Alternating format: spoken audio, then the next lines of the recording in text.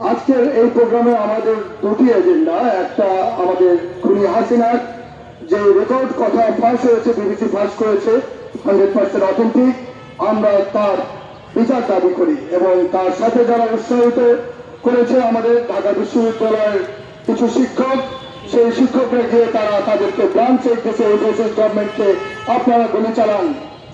এর মধ্যে আমরা দেখি কিছু কতিপয় ব্লুর শিক্ষক, আওয়ামীপন্থী শিক্ষক, তারা বিবৃতি দিয়েছে এই সরকারের বিরুদ্ধে, এটা না ওটা, এটা করে না ওটা করে না। সেদিন আপনাদের বিবেক কোথায় ছিল? যেদিন আমাদের সন্তানদের গায়ে হাত তুলেছিল, অত্যাচার করেছিল, মার্ডার করেছিল, তখন তো আপনারা কোনো বিবৃতি দেন নাই, তখন তো তাদের পক্ষে আপনারা দাঁড়ান নাই। কেন আজকে আপনাদের মধ্যে হঠাৎ এই বিবেক আসলো? এটা আমার কোশ্চেন।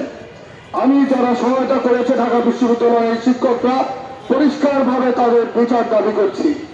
এখানে কোনো হাইড অ্যান্ড সিক নাই, তারা গণভবনে গেছে, ভিডিও ফুটেজ আছে, ইলেকট্রনিক প্রিন্ট মিডিয়ার সবকিছু আছে। সেগুলোর বেসিসে আমি আমার প্রশাসনকে এবং আমাদের বাংলাদেশ সরকার স্বরাষ্ট্র মন্ত্রণালয়কে আমি জোর দাবি জানাচ্ছি এদের বিচার করার জন্য। আমি কথা বাড়াবো না, সবার বক্তব্য সবকিছু চলে এসেছে।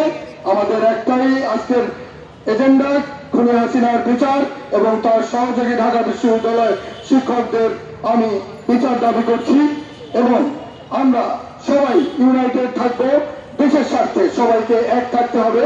এই মুহূর্তে তারা ফ্যাসিস্টরা দেশের বাইরে থেকে দেশে বিশৃঙ্খলা করার সৃষ্টি করতেছে, আপনারা দেখছেন।